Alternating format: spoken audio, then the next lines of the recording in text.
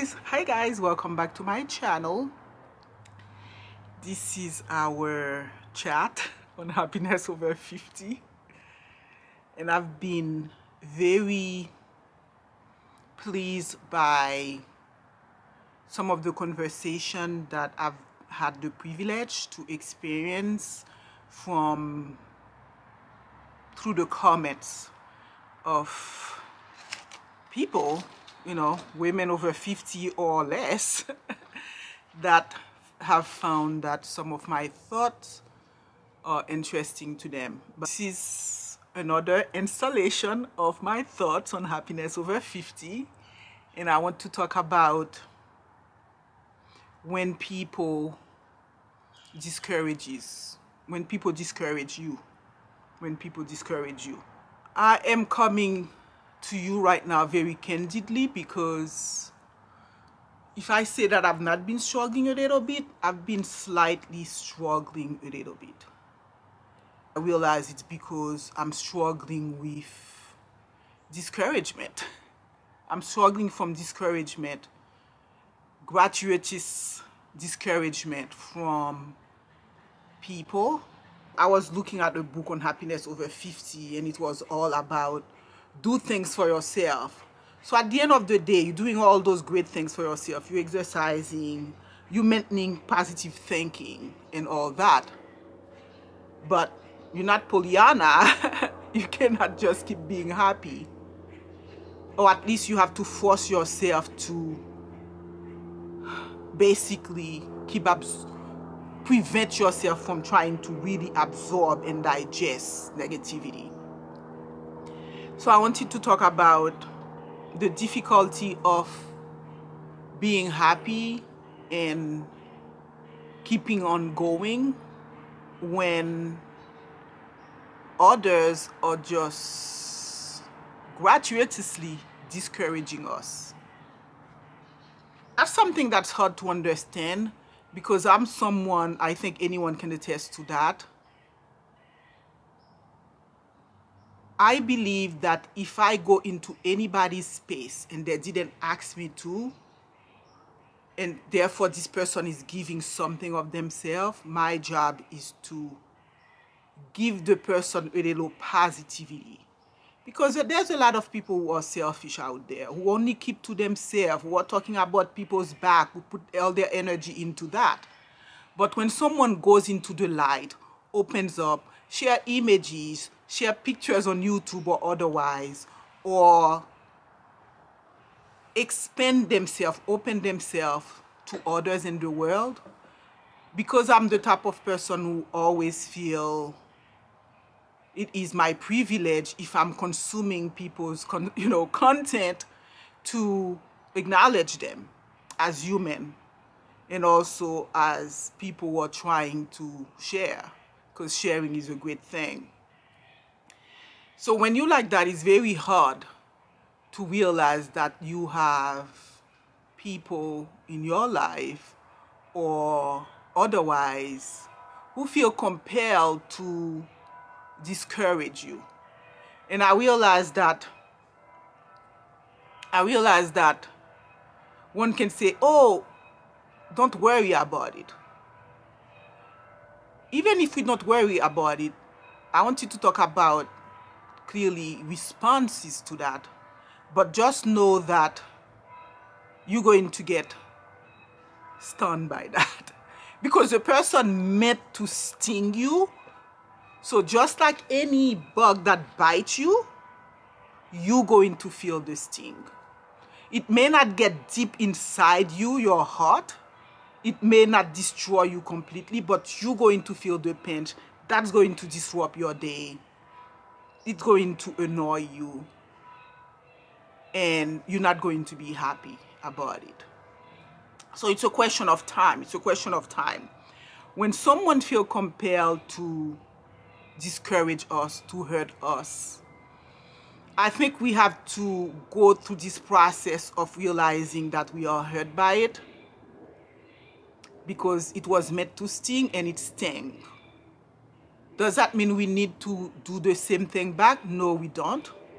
Because the more we do that, the more we dig, the more we scratch into it and respond, the worse it is. The worse it is for us. So clearly, it goes without saying that silence is as loud as word. If someone tries to discourage us or hurt us and prevent us from being happy, we have to muster the courage to be silenced. I don't think someone who hurt us should have the privilege of a conversation with us. It should be a one-way street because this is the person's issue. This is something that the person has to deal with. We guys need to understand that. When someone feels compelled to attack efforts that we're doing, things that we didn't ask them permission to do, that we choose to do to better ourselves or to help other people, and they feel compelled without us asking to be trolled, to try to shake us, to try to hurt us. Like, I don't know, to tell you a story. This is why I'm calling my channel a mud thing. Because you literally have had people who are using my name as an adjective, like as a way of totally invalidating stuff that I do. And I'm like, my stuff, I validate it. A lot of people in the world validate it. There isn't a positive person in the universe that's not going to validate what I do because I'm not causing harm to any other person. So when you have someone that's deliberately hurting you because of reason we don't even need to know, that's another thing, guys. When someone feels compelled to do this, it has nothing to do with us. We don't need to. So in addition to the silence, we don't need to know the reason why the person is doing that. Just know the general principle is, this is a nasty individual, someone who is not happy in some form or the other. Just know that for sure. But you don't need to go into too much details of trying to understand this person. Each person has responsibility to understand themselves. We don't need to try to understand why someone else is hurting us. We just need to understand who we are and the level we are. Are we able to know ourselves enough to avoid this situation? This is what we really need to know. Yeah, so that's my message. So in summary, what I've tried to say is, on your road to happiness, you're going to have individuals that are deliberately putting your thing down and validating things that you're doing for the sake of it or for the sake of deliberately hurt you. Because sometimes the person feels, oh, you hurt them and therefore they're hurting you. Or they're just putting their frustration on you. And there are people who are very inherently unfair. They were born this way. We're not going to try to be able to change them. I think I've told you guys about the importance of not trying to change people. It may take you a long time if you're a good person to realize that there are people who are deliberately. In fact, some of the people that you do the most good to. And that's why you're going to be surprised all the time, because you're thinking, I'm doing all these great things.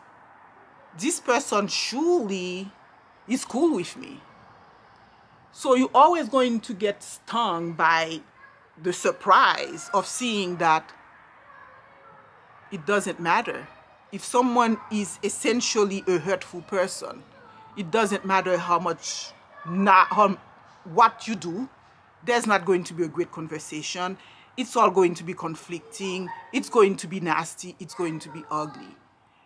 And when you find yourself in a situation like this, you're going to be hurt. And there's two things you have to do. Just know the general principle that the person is hurting, whatever, but it's not your problem. To understand this person and to try to explain to this person, you hurting me because you are a hurtful person. Like asking the person, who've hurt you? The person is hurting themselves, because they would know that by being positive, they're going to get positivity back. So when they choose not to do that, they're hurting themselves. So just know that you're not in the job of psychologizing other people. You're in the job of repairing yourself, preventing, avoiding bad situation, and keeping silence. That is the biggest challenge, but understand that your exchanges, your communication is a privilege that you give to anybody. If you are a positive person and you're giving out there, you are a privilege in everyone's life. So if you're not getting this back, we don't go to the store and get products without paying. Okay, or vice versa. The store doesn't give us stuff if we don't pay them.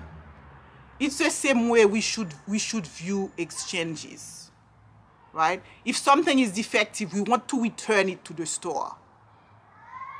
We don't want to keep it. We don't want to deal with it. Or if we keep it, we don't use it, we put it aside or we throw it away. This is how we have to view people who are trying to hurt us. They don't need to enter our space.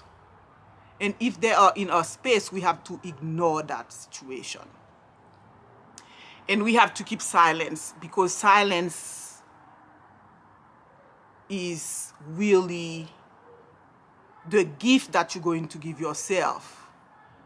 Because you cannot just give away your gift of communication, of trying to communicate with something or a situation that's only there to get you no matter what you do. So I think by the time you're 50, you really realize that you're going to have people who are major invalidators, major nasty individual anywhere. And the strange part is it could be anywhere. And when that happens, we have to keep silence, and we have to deal with our wound, but hopefully the wound heals really fast. And just know that those people are not the one who's going to heal our wounds for us. The people who are responsible for wounding us, when you bring your wound back to them, saying, oh, look what you've done. When you say that, what do you accomplish? That means you're bringing that wound back to hope that this person is going to fix it. No, it's not going to happen. It's not going to happen, unfortunately, because it could be the person makeup that get the person to do that, and there is nothing you can do about it. So hope that this helps. If you guys have the invalidator, the nasty, the meanness in your life, if we have to speak candidly, all of us have had that experience. And if we're talking about being happy, those people are going to be the #1 cause of our hellish experience on this earth. And it's unfortunate, but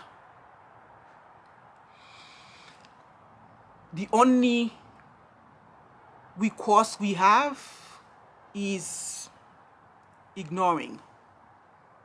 So I hope that this message finds you well. If you like my content, please like and subscribe. Until next time, bye.